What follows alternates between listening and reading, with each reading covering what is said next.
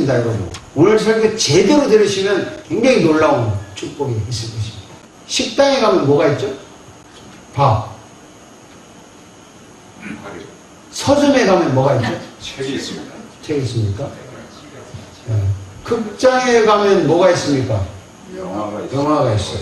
네. 백화점에 가면 뭐가 있어요? 에브리띵 있어요. 네. 어떤 곳에 가면요, 그곳에 맞는, 그곳에 있는 특징이나 행동이나 물품이 있습니다. 교회 가면 뭐가 있습니까? 십자가가 주님이 계십니다. 이 답이 다르네. 식당 가면 음식 탁 같이 나오더니 밥 나오는데, 교회 가면 뭐가 있습니까? 네. 목사님이. 오늘 그것을 분명히 알려드리고, 여러분이 교회에 와서 그것을 꼭 받아서, 찾아서 누리시기 바랍니다. 예수님이 이 땅에 오시기 전에는 구약시대라고 말을 합니다. 그때는 하나님의 성전이라고 하는 건물이 있었습니다. 그 성전에 가면요, 크게 세 가지가 있었어요. 하나님이 계세요. 그 성전에 가면. 그리고 제사장이 있습니다. 그리고 그 제물, 제사 드리는 제물이 있습니다. 그 성전에서 제사장이 제물을 드리면 하나님이 그 제물을 받아들입니다. 이 세 가지, 하나님, 제사장, 제물이 세 가지가 완전히 일치될 때 성전이다, 이렇게 표현을 해요. 성전. 그래서 이 성전에서 제사를 드렸을 때 제사장이 하나님이 그 제물을 받았다는 증거로 하나님의 영광이 성전에 쫙 나타나는데, 자, 그게 어떤 것인가? 제사를 받은 후에 나타나는 결과가 있습니다. 그 결과를 어떤 결과인지, 그게 이제 굉장히 궁금한 거죠. 그걸 오늘 제가 말씀을 드리려고 합니다. 이 이사야 선지가 자기는 제사장이 아니에요. 그래서 이제 제사장이 자기 대신 제물을 드리고, 이사야는 자기가 이제 성전에 간 거죠. 이게 하나님의 영광이 나타나는데, 화답하는 자의 소리로 말미암아 문지방의 터가 요동하며 성전의 연기가 충만하더라. 이 성전 안에 하나님의 연기가 충만하면서 문지방이 막 흔들리는데 그 이사야의 마음속에 막 이게 충만히 넘치는 거예요. 내가 본 적, 주께서 높이 들린 보좌에 앉으셨는데 그 옷자락이 성전에 가득해요. 하나님의 그 입은 옷이 너무 영광스러워가지고 성전에 가득해가지고 이 이사야의 온 몸을 막 확 감싸는 거야. 얼마나 이게 정말 영광스러운지. 그 성전에 있는 사람들의 마음속에 하나님이 충만히 몸으로 임재하는 것을 보여줍니다. 또 무슨 일이 일어나냐면, 그것을 내 입술에 대며 이르되 보라, 이것이 내 입에 닿았으니 내 죄악이 제하여졌고 내 죄가 사하여졌느니라. 제사를 드리고 하나님의 제사를 받고 나니까 나의 모든 죄를 용서했다는 확신이 확 들어오는 거야. 죄를 용서받았다. 성전에서 제사 드리는 사람은요, 자신의 죄를 용서받게 되는 것입니다. 분명히 죄를 용서받고 용서받았다는 걸 알게 됩니다. 또 성전에서 하나님의 제사를 받고 나니까 어떤 일이 일어나냐면 6장 8절에 한번 읽어볼까요? 내가 또 주의 목소리를 들으니 주께서 이르시되 내가 누구를 보내며 누가 우리를 위하여 갈고 하시니 그때 내가 이르되 내가 여기 있나이다, 나를 보내소서. 우리에게 놀라운 희망을 주시는 거죠. 꿈을 주시는 거예요. 소명을 주시는 겁니다. 그래서 힘차게 대답하는 거죠. 내가 여기 있나이다, 나를 보내소서. 이것이 구약시대에 성전에서 제사 드릴 때 일어나는 상황입니다. 그런데 구약시대는 하나님이 성전에 직접 나타나셔서 우리의 제사를 받아주시고, 그리고 이 성전 외에서 드리는 제사는 하나님이 안 받았습니다. 무효시켰어요. 딴 데서 제사 드리는 건 안 받아준다. 그래서 사람들이 꼭 예루살렘에 있는 성전에 가서 제사를 지냈어요. 그리고 못 가면은요, 예루살렘 그 성전을 향해서 경배하고 했지만 반드시 1년에 한 번 이상은 올라가야 돼요. 올라가서 제사를 드려야 했습니다. 그런데 예수님이 이 땅에 오셨어요. 예수님이 이 땅에 오시니까 성전이 없어졌어요. 성전은 예수님 오실 때까지만 상징적으로 존재하는 것이고, 성전 대신은 예수님이 직접 오셨어요. 예수님이 직접 성전이라는 거예요. 그래서 예수님이 성전이 되셔서 예루살렘에 있는 건물로 되어 있는 성전을 바라보고 아주 멋지게 말씀하셨습니다. 한번 읽어보겠습니다. 요한복음 2장 19절 22절입니다. 자, 크게 읽어봅시다. 너희가 이 성전을 골라 내가 4월 동안에 일으키리라. 이랬느니 이르되 이 성전은 46년 동안에 지었더라를 네가 3일 동안에 일으키겠느냐. 그러나 예수는 성전된 자기 육체를 가리켜 말씀하시는 것이라. 아멘. 예수님이 그 성전을 바라보고 야, 이거 부셔! 3일 만에 내가 일으키겠어. 예수님은 성전된 자기 육체를 가리켰어. 그거는 내가 오기 전까지 상징이야. 성전이 내가 왔어. 이거 필요 없어. 한번 읽어봅시다. 죽은 자 가운데서 살아나신 후에야 제자들이 말씀하신 것을 기억하고 성령과 예수께서 하신 말씀을 믿었더라. 그때서 믿은 거야. 예수님이 죽었다 살아난 후에 3일 만에 살아난 후에 3일 만에 다시 세우겠다는 말의 의미가 이런 거구나 라고 믿었습니다. 성전 대신 예수님이 직접 오셔서 성전에서 해야 될 모든 일을 예수님이 다 하셨습니다. 아멘. 예수님이 제사를 지냈고요. 예수님이 제물이 되었고요. 예수님이 하나님이 되셔서 성전에서 해야 될 일을 십자가에서 죽으심으로 제물이 되심으로 제사장이 됨으로 다 이루셨습니다. 아멘. 그래서 더 이상 건물로서 성전은 필요가 없습니다. 이제는 하나님이 더 이상 직접 나타나셔서 받아야 될 성전이 없습니다. 성전이 없으신 대신에 예수님이 성령님을 보내셔가지고 각 사람에게 성령님을 보내셨어요. 각 사람에게. 여러분의 마음속에 성령님이 나타나시는 거예요. 성전에 나타나신 하나님은 이제 더 이상 안 나타나시고 각 사람의 마음속에 성령님이 나타나셨습니다. 그래서 우리 마음속에 성령님이 계십니다. 아멘. 그래서 우리는 성전입니다. 우리가 성전이에요. 아멘. 다 같이 힘차게 읽어보겠습니다. 고린도전서 3장 16절인데요.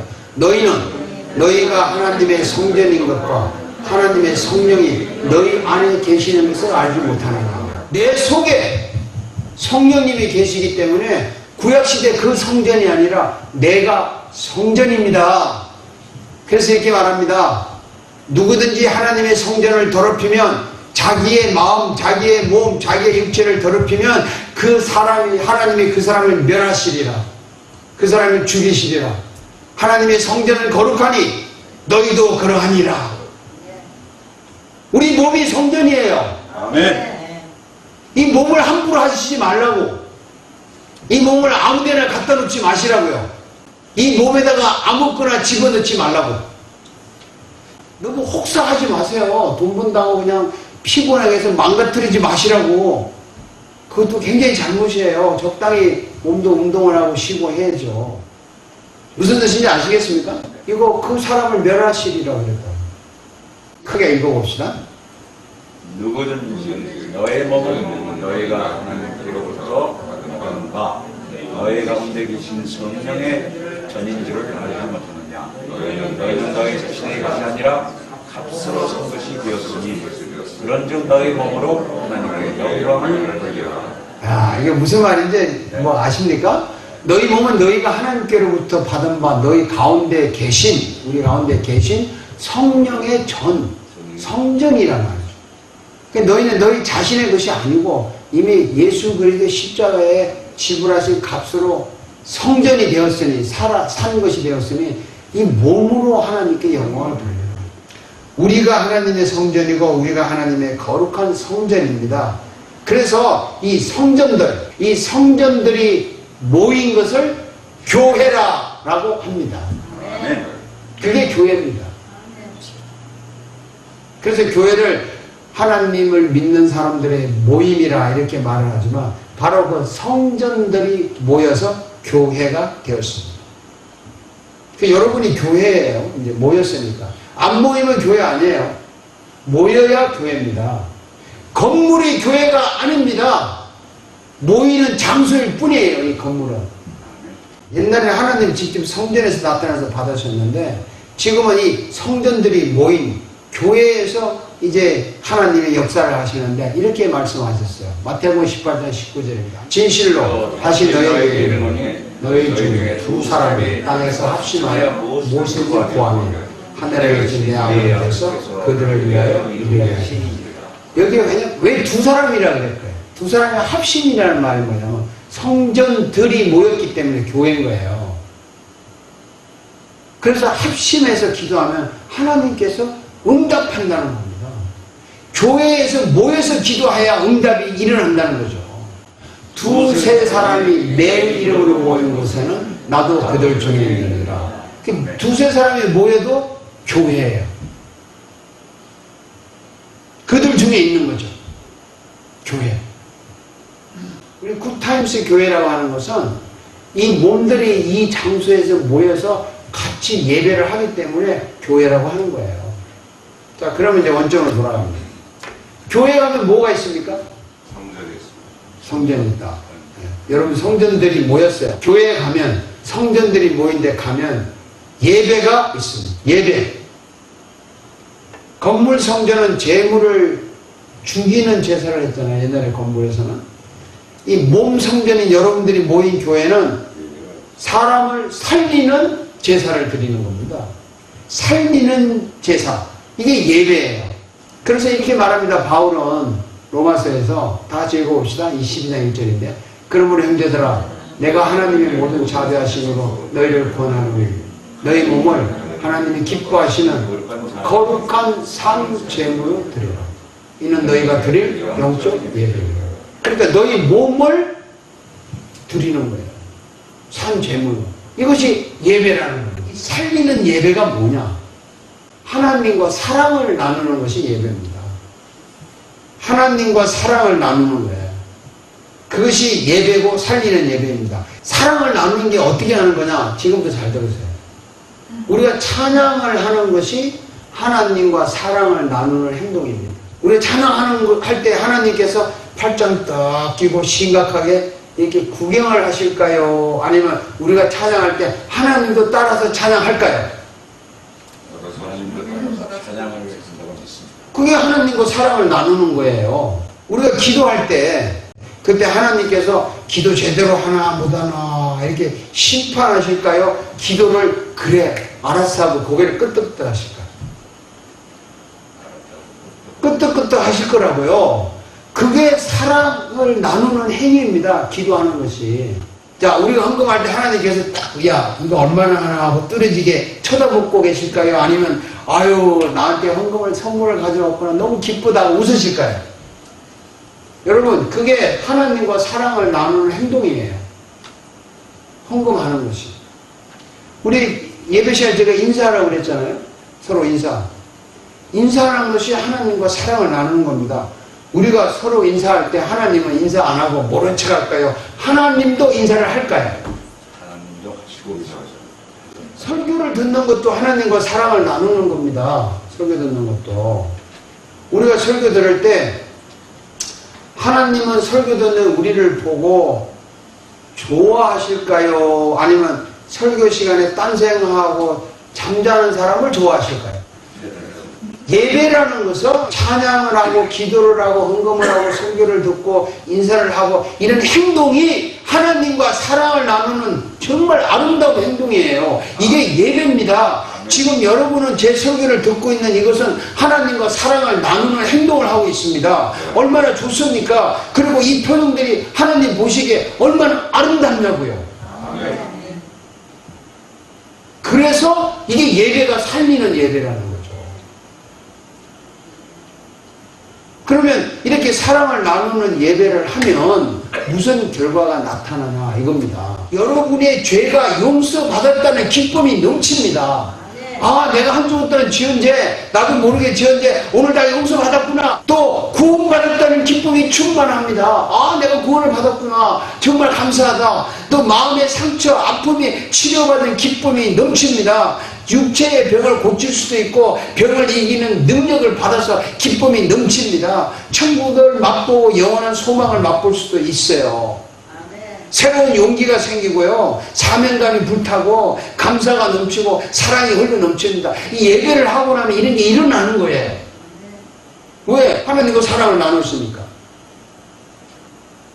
그리고 일주일 동안 살아갈 힘과 열정과 소망과 이 축복이 흘러 넘치는 거예요. 예배에서 모든 인생의 문제에 답을 얻어요.